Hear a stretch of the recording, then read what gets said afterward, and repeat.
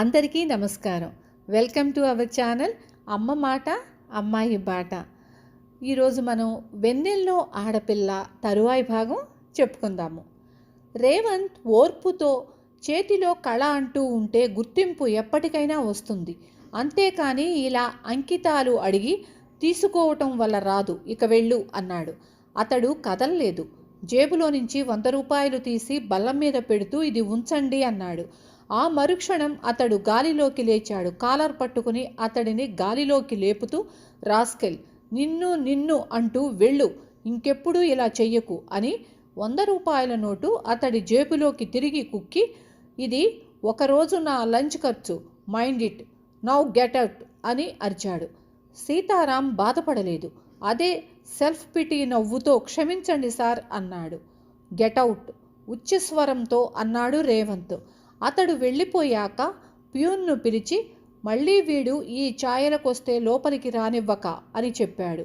దాదాపు మెడపట్టుకొని బయటికి గెంటపడ్డ సీతారాం మొహం ఆ గదిలో నుంచి బయటపడే వరకు ఆ జాలి నవ్వుతోనే నిండి ఉంది. గడప దాటగానే నవ్వు మాయమై వికృతంగా మారింది. ఒకసారి తల తిప్పి రేవంత్ గదివైపు చూశాడు. తల పంకించి బయటకు వెళ్ళిపోయాడు. ఆ మాట పట్టుకొని ఇంత దూరం వచ్చారా అంది సులోచన.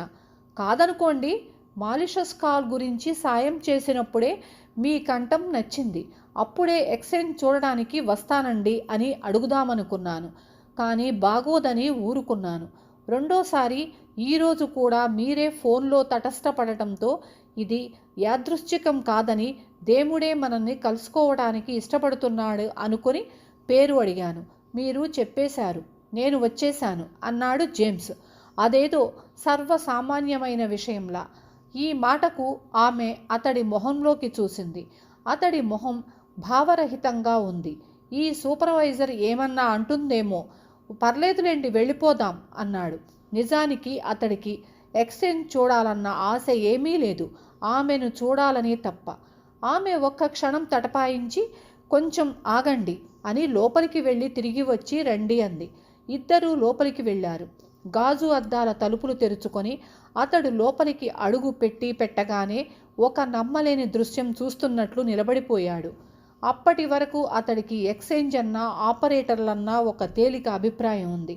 ఒక మూల 4-5 అమ్మాయిలు ఓ బల్ల దగ్గర నిలబడి టిఫిన్ క్యారియర్ డబ్బాల్లో తెచ్చుకున్న లంచ్ తింటూ ఉంటారని, ఇంకో మూల పని చెయ్యకుండా ఇంకో గుంపు చీరల గురించి కబుర్లు చెప్పుకుంటూ ఉంటారని అతను అనుకునేవాడు. కానీ ఇక్కడ దాదాపు 50 మంది పొడవాటి బల్ల ముందు కూర్చొని కనీసం తల కూడా ఎత్తకుండా, పక్కకి తిరగకుండా డైరెక్టరీ తిప్పుతూ నెంబర్స్ డయల్ చేస్తూ క్షణం కూడా వృధాపరచకుండా పనిచేస్తున్నారు. ఏ ఆఫీసులోనూ, ఏ కార్యాలయంలోనూ, ఏ ఫ్యాక్టరీలోనూ, ఏ కార్మికుడిలోనూ కనపడని టైం సెన్స్ అక్కడ కనపడుతోంది. మరెందుకు ఈ డిపార్ట్మెంట్ అంటే జనానికి అంత చులకన? అతడికి ఓ మిత్రుడు అన్న మాట జ్ఞాపకం వచ్చింది. ప్రతి డిపార్ట్మెంటు తన తప్పుల వల్ల, సరిగ్గా పనిచేయకపోవడం వల్ల లాభం పొందుతుంది. తప్పుడు బిల్లింగ్ వల్ల ఫోను వాడకపోయినా వేలకు వేలు బిల్లు రావటం, ట్రంక్ లైన్స్ సరిగ్గా అందకపోవటము, మాటిమాటికి రాంగ్ నెంబర్లు రావటము, కొద్దిగా వర్షం పడితే ఫోను పనిచేయకపోవటము. అన్నింటికన్నా ముఖ్యంగా ఎంక్వైరీ కోసమో నెంబర్ సాయం కోసమో ఎక్స్చేంజ్కి ఫోన్ చేస్తే 199లోనూ 197లోనూ ఎంతసేపటికి ఎవ్వరూ ఎత్తకపోవటం. అదే ఆమెను అడిగాడు. చాలా తప్పు అభిప్రాయం అది. ఉదాహరణకి ఇదిగో ఈ 199 తీసుకోండి అంది. దాదాపు 6 అమ్మాయిలు ఆ లైన్లో పనిచేస్తున్నారు. వారి ముందున్న బోర్డు మీద లైట్లు వెలుగుతున్నాయి. 6 మాట్లాడుతున్నారు ఫోన్లో. ప్రస్తుతము ఈ 6 కస్టమర్లకి సాయం చేస్తున్నారు. కానీ ఆ లైట్లు వెలుగుతున్నాయా అంటే అప్పుడే మరో 6 కస్టమర్లు లైన్లోకి వచ్చి ఉన్నారు అన్నమాట. దీన్నే కాల్ క్యూ సిస్టమ్ అంటారు. ఇక్కడ బయట ప్రపంచానికి అర్థం కాని విషయం ఒకటి ఉంది. ఈ లైనులోకి వచ్చిన కస్టమర్లకి ఎంగేజ్డ్ టోన్ వినిపించదు, టెలిఫోన్ మ్రోగుతున్న ధ్వనే వినిపిస్తుంది. వాళ్ళేమో ఎవ్వరూ ఫోను ఎత్తలేదేమిటి అని చిరాకు పడుతూ ఉంటారు. నిజానికి ఆ మోగటానికి అర్థం ఏమిటంటే ఆపరేటర్ ఎవరితోనో మాట్లాడుతుంది. తరువాత ఛాన్స్ మీదే, కొద్దిసేపు లైన్లో ఉండండి అని. ఇది అర్థం చేసుకోక ఎక్స్చేంజ్ మీద దురభిప్రాయం పడుతూ ఉంటారు ప్రజలు. నేను అదే అభిప్రాయంలో ఉండేవాడిని. ఆపరేటర్లు హెడ్ ఫోన్లు తీసి పక్కన పెట్టేసి కబుర్లు చెప్పుకుంటూ ఉంటారని. By me public relation officer ఎవరు? ఆమె ఆశ్చర్యంగా ఎందుకు అని అడిగింది. అతడి బదులు నన్ను నియమించుకోండి. అసలు ఈ విషయాలన్నీ జనాలకు అర్థమయ్యేటట్లు చెప్పే బాధ్యత అతడిదే. అతడు మాత్రము ఏం చేస్తాడు? అతడి సమస్యలు అతడికి ఉన్నాయి. ఇద్దరూ బయటికి వచ్చారు. లిఫ్టులో దిగుతుంటే అతడు తను ఎలక్ట్రిసిటీ సబ్స్టేషన్ నెంబర్ కనుక్కోవటం గురించి పడిన తిప్పలు వర్ణించాడు. అతడు చెబుతూ ఉంటే ఆమెకు నవ్వు ఆగలేదు. నవ్వుతూ ఉంటే బుగ్గ మీద చిన్న నొక్కు పడుతుంది. అది ఎంతో బాగుంది. లిఫ్ట్ ఆగాక వెళ్ళొస్తాను అంది. మీ ఆఫీసుకొచ్చిన అతిథులకు కాఫీ కూడా ఇవ్వకుండా పంపేస్తారా? ఊహించని ఈ ప్రశ్నకి ఆమె విస్తుపోయి వెంటనే నవ్వేస్తూ, మా క్యాంటీన్ కాఫీ తాగితే మీరు జీవితంలో ఇక కాఫీ తాగరు అంది. అయితే బయటెక్కడన్నా తాగుదాం అని వాచి చూసుకొని, ఈ టైంలో కాఫీ ఏమిటి, మీకోసం ఎవరైనా ఎదురు చూస్తూ ఉంటారా అని అడిగాడు. ఆమె లేదనేసరికి అయితే కలిసి భోంచేద్దాం అన్నాడు. తటపటాయించకుండా ఆమె తలూపింది. అప్పుడు రాత్రి 9 కావస్తోంది. నగరం విశ్రమించటానికి ఇంకా ఉపక్రమించలేదు. అతడు మోటార్ సైకిల్ ఆ విశాలమైన వీధుల గుండా వేగంగా పయనిస్తూ ఉంటే ఆమెకి భయం వేసింది. చెప్తామనుకుంది, కానీ మొహమాటం వేసింది. పట్టుకోవటానికి ఏమీ లేదు, అతడి నడుము తప్ప. ప్రియమైన మీకు, ఇది నేను మీకు వ్రాసే మొదటి ఉత్తరము.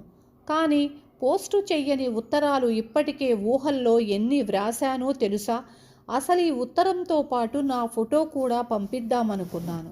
కానీ భయపడతారని ఊరుకున్నాను. అయినా నన్ను వెంటనే చూసేయాలని మీకెందుకంత కుతూహలము? ఫోన్లో మీ కంఠం ఎందుకంత ఆత్రంగా వినిపిస్తుంది? భలే నవ్వొస్తుంది నాకు. ఇంకెంతకాలము? 24 రోజులేగా. ఓపిక పట్టలేరు అంతవరకు? ఎంకెవరని లోకం ఎప్పుడైనా అడిగితే ఎలుగునీడలకేసి ఏలు చూపిద్దు అనండి. నా గురించి చెప్పమన్నారు. ఏం చెప్పను? నింగికి ఎగిరేందుకు రెక్కలే బరువైన పక్షిని నేను. స్నేహితులు, బంధువులు, నౌకర్లతో రైల్వే ప్లాట్ఫామ్ లాంటి మా ఇంట్లో పుస్తకాలే మంచి స్నేహితులు. ఇంద్రనాథ్ కోసం శ్రీకాంత్ ఎన్నిసార్లు చదివాను. శ్రీకాంత్ చదివిన తరువాత అనిపించింది ప్రతి కలయిక ఒక విడిపోవటానికి నాంది అని. కలయికని విడిపోవటాన్ని ఒక కర్మగా తీసుకోగలిగామంటే దానికి గొప్ప డిటాచ్మెంట్ కావాలి అనుకుంటూ. ఫిలాసఫీకి నిర్వచనం విజ్డమ్ ఆఫ్ లవ్ అని ప్లాటో చెప్పాడు. నిజమేనేమో. ఏ విధమైన కోరిక లేకుండా ఉండటం ఫిలాసఫీ కాదు. అన్నీ ఉండి అన్నిటికీ దూరంగా ఉండటం ఫిలాసఫీ. అసలు ఆ మాటకొస్తే ప్రేమే వేదాంతం. అరెరే, నాలో ఇంత ప్రేమ ఉందన్న సంగతి నాకు ఇప్పుడే తెలుస్తోంది సుమా. Thank you. ఎందుకు చెబుతున్నానో తెలుసుగా. మై గాడ్, ఏం వ్రాద్దామనుకుని ఏం వ్రాస్తున్నాను? తెలుగు సరిగ్గా రాదేమో అన్న ఇన్ఫీరియారిటీ కాంప్లెక్స్ను పోగొట్టుకోవటం కోసం మరీ అర్థం లేని తెలుగును తప్పుల తడకగా వ్రాస్తూ ఉంటాను. ఏమీ అనుకోకండేం. ఇప్పుడు టైం ఎంత ఉందో తెలుసా? 11:30.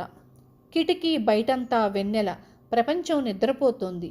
నల్లటి రాత్రిని తెల్లటి వెన్నెలలో ముంచి ఆకాశం మీద ఆరేసినట్టున్నాడు సృష్టికర్త. తెల్లారేసరికి ఈ ఊరి పొలిమేరల్ని దాటాలని పందెం వేసుకొని పరిగెడుతున్నాయి మబ్బులు. వెన్నెల్లో పూసిన సన్నజాజుల్ని చూడటం కోసం కనురెప్పలల్లార్చే సమయం కూడా వృధాపరచకూడదన్న అత్యాశ నాది. అన్నట్టు సన్నజాజులంటే గుర్తొచ్చింది. ఫోన్లో మీ కంఠం విన్నప్పుడల్లా గుప్పెడు సన్నజాజులు గుండెల మీదకు జారిన ధ్వని. తెల్లారే లేచి మద్రాసు నుంచి వచ్చే తిరుప్పావై వింటూ ఇంటి ముందు ముగ్గులేస్తుంటే లేత చలి వణికించే ఆనందంగా ఉంటుంది కదూ. కార్తీక మాసం వస్తే చాలా జలుబు చేస్తుంది. ఆక్స్ఫర్డ్లో కార్తీక మాసాలు, నవరాత్రి ఉత్సవాలు ఉండవు. స్నో, ఆటంల మధ్య స్టారం లాంటి జీవితము. తెల్లారే అమ్మతో గుడికి వెళ్ళటం కోసం స్నానం చేయాల్సి రావటంతో జలుబు. అమ్మకి భక్తి ఎక్కువ. నాన్న డబ్బులో మునిగి తేలుతూ ఉంటే అమ్మ భక్తిలో స్నానం చేస్తూ ఉంటుంది. మరి నాది భక్తి అంటారో లేదో తెలియదు. ఏది ఏమైనా గుడికి వెళ్ళటం మాత్రం గొప్ప అనుభూతి. నడుస్తుంటే దూరంగా మసక వెన్నెల్లో కుప్పలా శివాలయము. ఏటి ఒడ్డున నీటి పువ్వు లాంటి జీవితాన్ని స్వప్నం నుంచి వేరు చేస్తున్నట్లు క్షితిజరేఖ వెలుగురేఖల్ని వెదజల్లుతూ తూర్పు ముఖాన్ని ఎరుపు చేస్తున్న ఆకాశం. ఆ నీరవంలో జంటగా పాట పాడే భరద్వాజ పక్షులు. మాస్టారు, జీవితానికెంత అందమైన విలువుందో కదా. ఒంటరి నక్షత్రాన్ని తోడు తీసుకొని గుడికి వెళ్తుంటే గుండెల నిండా ఓంకారనాదము. మరికొంతసేపటికి నగరం నిద్రలేస్తుంది.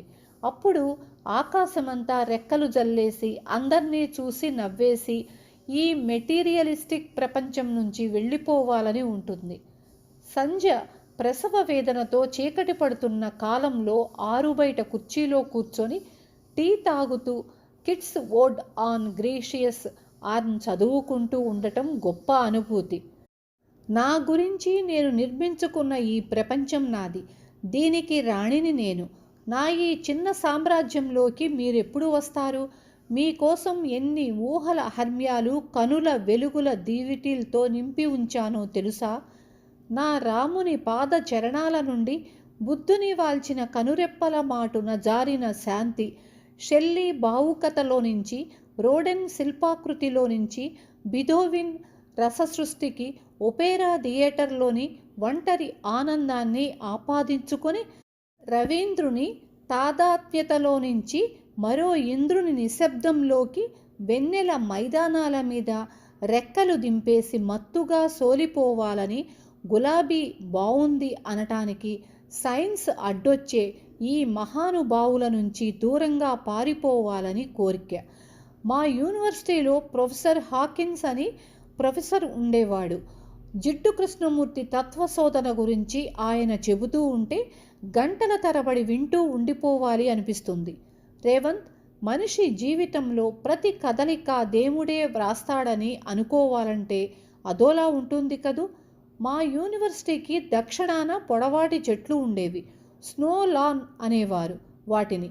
రాత్రంతా దట్టంగా కురిసిన మంచు ఆ కొమ్మల్లోకి దాక్కొని కొద్దిగా ఊపితే ముత్యాల్లా రాలేవి. ఎన్ని సరదాల అగరవత్తులు వెలిగించుకున్నాను. ఎంత కాంక్ష శ్రీ గంధంబు మైనలది కొన్నాను అన్నాడు తిలక్. అన్నట్లు మనం కలుసుకున్నప్పుడు మొట్టమొదటిసారి మీరేం మాట్లాడతారు? పొట్టేలు పొన్నమ్మ చూశారా అనకండి. రవీంద్రుని పోస్ట్ మ్యాన్ గుర్తొస్తుంది. గాలిబ్ గేయాలు చదివారా? నిదురించే ప్రియురాలి ఎర్రని పెదవులను ముద్దు పెట్టుకుంటున్నాను.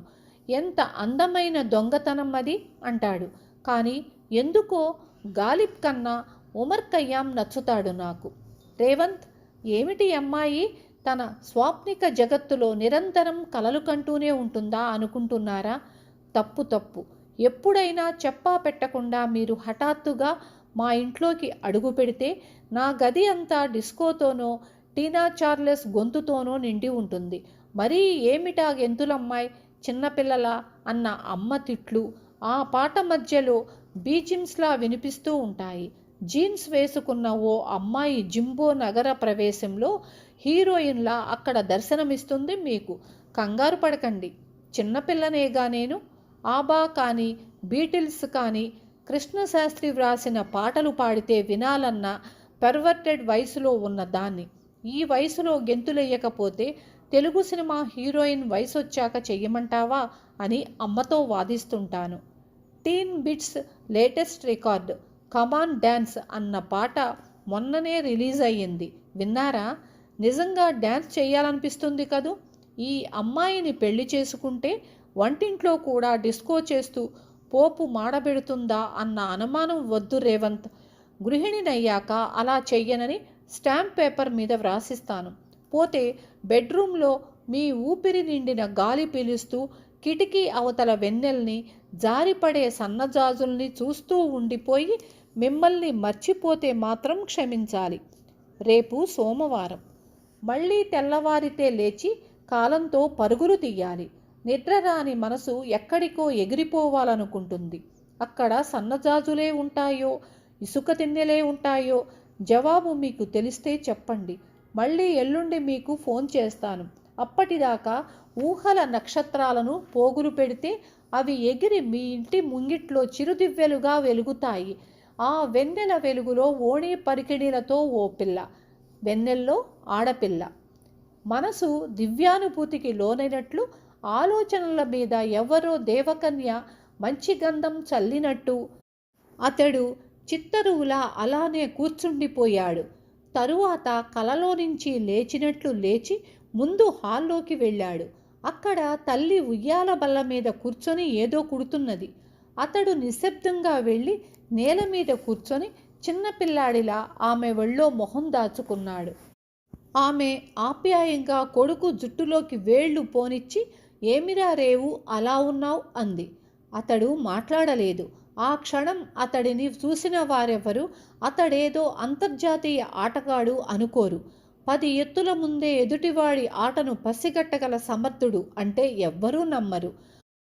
అంతవాడు ఈ క్షణం తల్లి చీర చెరుగులో మొహం దాచుకుని జ్ఞాపకాల తీయటి అశాంతిని నెమరు వేసుకుంటున్నాడు.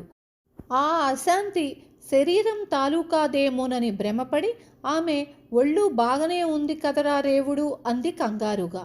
ఆమె తనని మాటిమాటికి రేవుడు అని పిలవటంతో అతడు ఉక్రోషం చెంది, నాకీ పేరు పెట్టింది ఎవరమ్మా అన్నాడు రోషంతో, తన ప్రేమ సంగతి తాత్కాలికంగా మర్చిపోయి.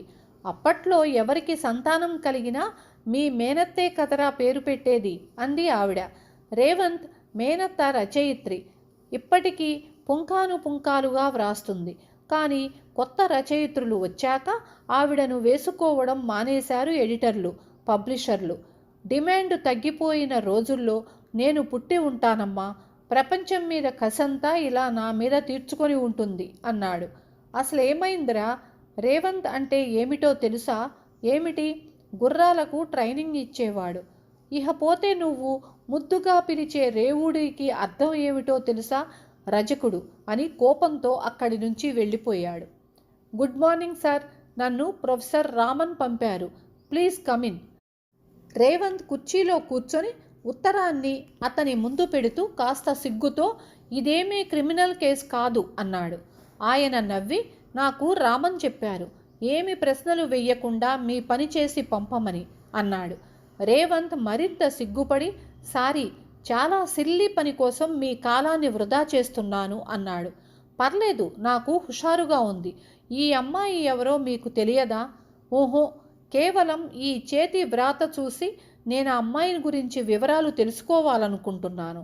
బై ది బై, మీరు సైకాలజిస్టా? కాదు, కనీసం డాక్టర్ని కూడా కాదు, కేవలము గ్రాఫాలజిస్ట్ని మాత్రమే. హ్యాండ్ రైటింగ్ని బట్టి మనస్తత్వాన్ని కనుక్కునే శాస్త్రాన్ని గ్రాఫాలజీ అంటారు. ఇది ఎవరైనా నేర్చుకోవచ్చు, హాబీగా పెంపొందించుకోవచ్చు కూడా. ప్రొఫెసర్ రామన్ చెప్పారు, నాకైతే ఇలాంటి టెక్నిక్స్ ఉన్నాయని కూడా తెలియదు అంటూ ఆ అమ్మాయి వ్రాసినది అందించాడు. ఆయన నవ్వి, రేపు రండి, ఎనలైజ్ చేసి ఉంచుతాను అన్నాడు. రేవంత్ మరుసటి రోజు వెళ్ళేసరికి 2 పేజీల టైప్ మ్యాటర్ ఆయన అందించాడు. రేవంత్ ఆశ్చర్యంగా, ఒక చిన్న లెటర్ ఆధారంగా ఇంత సైకో అనాలసిస్సా అన్నాడు ఆ కాగితాలు అందుకుంటూ. ఉత్తరం తెలుగులో ఉంది కాబట్టి కొంచెం తక్కువ పరిశోధనే సాధ్యమైంది. ఇంగ్లీష్ అయితే ఇంకా ఎక్కువ వివరణ ఇచ్చి ఉండేవాణ్ణి. చేతిలో కాగితం వంక చూస్తూ, ఇదంతా నాకు నమ్మకశక్యం కాకుండా ఉంది అన్నాడు. చేతి వ్రాత చూసి ఒక్క మనస్తత్వాన్నే కాదు, ఫ్యామిలీ గురించి కూడా చెప్పవచ్చు. అక్షరాల సైజు, ఫుల్ స్టాప్ పెట్టే విధానము, వాక్య నిర్మాణము, అన్నింటికన్నా ముఖ్యంగా ఉత్తరం పూర్తి చేసి చివర్లో సంతకం పెట్టేటప్పుడు కనపడే విసుగు, మర్చిపోయిన వత్తులు, కొమ్ము దీర్ఘాలు, భావాల్ని వెలిబుచ్చే విధానము, ఉత్తరం మొదలుపెట్టినప్పుడు వ్రాసినంత గుండ్రంగా చివరి వరకు అక్షరాలు ఉన్నాయా లేదా అన్నది, ఇవన్నీ మనకి సాయపడతాయి. మీరొక వ్యక్తి గురించి అతడితో 5 సంవత్సరాలు స్నేహం చేసి కనుక్కున్న దాన్ని అతడు వ్రాసిన ఒక్క ఉత్తరపు చేతి వ్రాత సాయంతో కనుక్కోవచ్చు. అంతగా డెవలప్ అయింది ఈ సైన్స్. నాకు ఈ ఆర్ట్ నేర్చుకోవాలని ఉంది అన్నాడు రేవంత్. ముందు ప్రేమలో విజయం పొందండి, గ్రాఫాలజీదేముంది, షేక్ హ్యాండ్ ఇస్తూ అన్నాడాయన. అసలే మీరు బిడియస్తులు, ఆ అమ్మాయిని నెగ్గుకు రాగలరా? రేవంత్ తల మునకలయ్యేంత ఆశ్చర్యంతో, నేను బిడియస్తుడనని మీకెలా తెలిసింది అని అడిగాడు. విజిటింగ్ స్లిప్ మీద మీరు మీ పేరు వ్రాశారు కదా, స్వంత దస్తూరితో ఆ మాత్రం ఇన్ఫర్మేషన్ చాలు మీ గురించి తెలుసుకోవడానికి. అదే గ్రాఫాలజీ అన్నాడు ఆయన నవ్వుతూ. మీ గురించి నాకు చాలా తెలిసిపోయింది. ఏం తెలిసింది? మీ అభిరుచులు, మీకేమి ఇష్టాలో అది, క్యారెక్టరైజేషను అంతా. ఎలా తెలిసిందబ్బా? అది మాత్రం చెప్పను. పోనీ ఏం తెలిసిందో చెప్పండి. అతడు ఆమె గురించి తయారు చేయబడిన ఆ 2 పేజీల వివరణని ఫోన్లో చెప్పాడు. సునిశితమైన రిపోర్ట్ అది. ఆమె వ్యక్తిత్వం గురించి, ఫ్రాంక్నెస్ గురించి, దయాగుణం గురించి, ఈ స్థెటిక్ సైన్స్ ఆఫ్ ప్రాగ్మాటిజం, జీవితంలో ఉన్న ప్రాక్టికాలిటీ, మిత్రురాండ్రతో ప్రవర్తన వగైరా అన్నిటి గురించి వివరణ అతడు ఇచ్చేసరికి ఆమె దిగ్భ్రమ చెంది, ఇదంతా మీరెలా కనుక్కున్నారు అని అడిగింది. అతడు కొద్దిగా గర్వం నిండిన కంఠంతో, మీలా నేనెవర్నో ముందు తెలుసుకొని గూఢచారులను నియమించి 2 నెలలు కష్టపడి మాత్రం కాదు అన్నాడు. ఆమె బతిమాలుతున్నట్టు, చెప్పరు ప్లీజ్ అంది ఉద్విగ్నత నిండిన కంఠంతో. దాంతో అతడు మరీ బెట్టు చేస్తూ, అబ్బా ఆశ, మీ గురించి మీరేం చెప్పరు కానీ నేను మాత్రము ఇదంతా ఎలా కనుక్కున్నానో ఎందుకు చెప్పాలి అన్నాడు. సరే, మా ఇంట్లో నన్ను ఏమని పిలుస్తారో చెప్తాను కానీ మీరు ఇది చెప్పండి అంది రాజీకి వస్తూ. గుడ్ అనుకొని గ్రాఫాలజీ అన్నాడు. మై గాడ్, అదా అంది. అంత ఆలోచన నాకు రాలేదు సుమా. ఓ చెప్పండి ఇప్పుడు మీ ముద్దు పేరు. ఒక కాగితము కలము తీసుకున్నాడు. ఒక కోడిగుడ్డు ఆకారంలో 26 చుక్కలు పెట్టుకుంటూ పోండి. ఏదో ఒక చుక్క దగ్గర 3 అన్న అంకెను వేయండి. క్లాక్ వైజ్ వెళ్ళే దారిలో ఆ చుక్క తరువాత 12వ చుక్క మీద 4 అంకె, తరువాత ఒక చుక్క వదిలేసి 5 అంకె వెయ్యండి. వేశాను అన్నాడు. జాగ్రత్తగా వినండి. 5 అక్షరాల ఇంగ్లీషు పేరు నాది. మొదటి అక్షరం మీకు తెలుసు, ఆర్. రెండవ అక్షరం కూడా చెప్పేస్తున్నాను, అది ఏ. ఇక మిగిలిన 3 అక్షరాల గురించి హింట్ ఇస్తాను. మీరు 26 చుక్కలు పెట్టారు కదా, ఏదో ఒక చుక్క దగ్గర ఏ పెట్టి వరుసగా BCDలు అలా జెడ్ వరకు వ్రాసుకుంటూ పోండి. ఒక్క చుక్క దగ్గర 3 అన్న అంకె వేశారు కదా, ఆ చుక్క దగ్గర ఏ అక్షరం వస్తే అది నా పేరులో 3వ అక్షరం. అలాగే 4, 5 అక్షరాలు అదే వరుసలో ఉంటాయి. మీరు కనుక్కోవలసిందల్లా ఏ చుక్క దగ్గర నుంచి ఏ ప్రారంభించాలి అన్నది. అది కనుక్కుంటే అంతా తెలిసిపోయినట్లే. Good luck. ఇది అన్యాయం అన్నాడు రేవంత్ కంగారుగా. ఇలా మీ పేరు కనుక్కోవాలంటే నేను 27 కాంబినేషన్స్ వెయ్యాలి. అది లెక్కల పండితుడు చేసేది. కొంచెం కామన్ సెన్స్ ఉన్నవాడు చాలా సులభంగా కనుక్కోగలడు దాన్ని అని. రేవంత్ బాబు, మీకో విషయం చెప్తాను వినండి. మీకున్న అద్భుతమైన తెలివితేటలతో పాటు రవ్వంత ఇన్ఫీరియారిటీ కాంప్లెక్స్ కూడా ఉన్నదేమో అనిపిస్తోంది. అనవసరంగా మీరు మీ స్నేహితుల సహాయం తీసుకుంటున్నారు. వాళ్ళు మిమ్మల్ని తప్పుదారి పట్టించటానికి తప్ప ఇక దేనికి పనికిరాదు. మీరే స్వయంగా ప్రయత్నిస్తే చాలా సులభంగా ఈ పేరు కనుక్కోగలరు. నేను లైన్లో ఉంటాను, ప్రయత్నించండి. అతడు కలం చేతిలోకి తీసుకున్నాడు. మరుక్షణము అత్యంత ఏకాగ్రతతో ఆడే చదరంగం ఆటగాడు అయిపోయాడు. నిమిషం గడిచింది. 2 నిమిషాలైంది. అతడి నుదుటి మీద చెమట పడుతోంది. మొదటి 2 అక్షరాలు RA అని తెలుసు. కనుక్కోగలరు రేవంత్, ప్రయత్నం చెయ్యండి.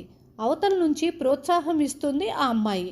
3వ అక్షరానికి 4వ అక్షరానికి మధ్య తేడా వచ్చేసింది. అతడు చిరునవ్వుతో, మీరు ఫోన్ కొంచెం చెవికి దగ్గరగా పెట్టుకుంటారా అని అడిగాడు. తన విజయం సంగతి చెప్పకుండా ఊ అని ఎందుకు అంది.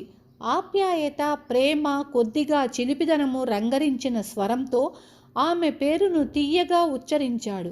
కెవ్వున అరిచినంత పనిచేసి, మై గాడ్ కనుక్కున్నారు అంది. థ్యాంక్స్. ఇలా అయితే చాలా తొందరలో నా ఫోన్ నెంబర్ కూడా కనుక్కోగలరు. తప్పకుండా కనుక్కుంటాను ఆత్మవిశ్వాసంతో అన్నాడు. కానీ 2 రోజులు టైం ఇవ్వండి. ఈ 2 రోజులు చదరంగం పోటీలు ఉన్నాయి. అవును, పేపర్లో చదివాను. మీరు తప్పకుండా ఆడాలా రేవంత్? అతడు ఆశ్చర్యంగా ఎందుకు అని అడిగాడు. ఆమె మాట్లాడలేదు. రష్యా నుంచి పోలన్స్కీ కూడా వస్తున్నాడు అన్నాడు. అందుకే నాకు అనుమానంగా ఉంది. రష్యన్లు ఓటమిని అంత సులభంగా తీసుకోరు. రేవంత్ తేలిగ్గా తీసుకుంటూ, మీరు అనవసరంగా కంగారు పడుతున్నారు. పోలన్స్కీ అలాంటి వాడు కాదు, చాలా మంచివాడు, స్పోర్టివ్ అన్నాడు. అయితే ప్రమాదం పోలన్స్కీ నుంచి రాలేదు, సీతారాం నుంచి వచ్చింది. ఇక్కడ ఫోన్లో ఈ సంభాషణ జరుగుతున్న సమయానికి అతడు ఒక నిమ్మకాయలోకి కోడి రక్తాన్ని ఇంజెక్ట్ చేస్తున్నాడు. ఆ తరువాత ఆ కాయలోకి ఒక గుండె సూది గుచ్చాడు. అతడి మొహం నిండా వికృతమైన కసి, పగ, ద్వేషం నిండి ఉంది. పోలన్స్కీ మంచివాడే కావచ్చు, కానీ అమెరికన్ మ్యాగజైన్ ది గేమ్ అన్న పత్రికలో పడిన వ్యాసం చదివారా అన్నది ఆమె. రేవంత్ ఆ వ్యాసం చదివాడు. రష్యన్లకు బుద్ధి చెప్పిన భారతీయుడు అన్న హెడ్డింగ్తో పడిన వార్త అది. ది గేమ్ అన్న పత్రిక ఎల్లో జర్నల్ లాంటిది. ఇష్టం వచ్చినట్లుగా వ్రాసింది.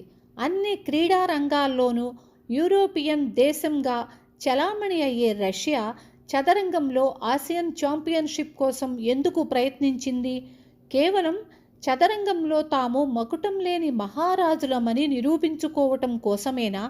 అందుకే ఈ పోటీలను మాస్కోలో నిర్వహించకుండా ఆసియాలో ఉన్న ఉజ్బెకిస్తాన్లో నిర్వహించినట్లు కనపడుతోంది. రష్యన్ల చౌకబారు ఎత్తులకు బుద్ధి చెప్పిన భారతీయ ఆటగాడిని ది గేమ్ అభినందిస్తుంది. రేవంత్ దీని గురించి పట్టించుకోలేదు. కానీ పోలన్స్కీ ఒక రష్యన్ పత్రికకు ఇచ్చిన ఇంటర్వ్యూ అతడిని ఆకర్షించింది. విలేకరి అతడిని అడిగాడు, ఒకానొక దశలో మీరు చాలా సులభంగా రేవంత్ని గెలిచే స్థితిలో ఉన్నారు, కానీ ఎలా ఓడిపోయారు? ఎలాగూ గెలవబోతున్నాను కదా అని కొంచెం నిర్లక్ష్యంగా ఆడాను. పోలన్స్కీ నిజాయితీగా సమాధానం ఇచ్చాడు. కానీ ప్రత్యర్థి ఏ ఎత్తు వేస్తాడా అన్న విషయాన్ని 10 ఎత్తుల ముందే గ్రహించగలరని మీకు పేరున్నది. అలాంటిది 4 ఎత్తుల్లో ఎలా ఓడిపోయారు? తరువాయి భాగం రేపు చెప్పుకుందాము.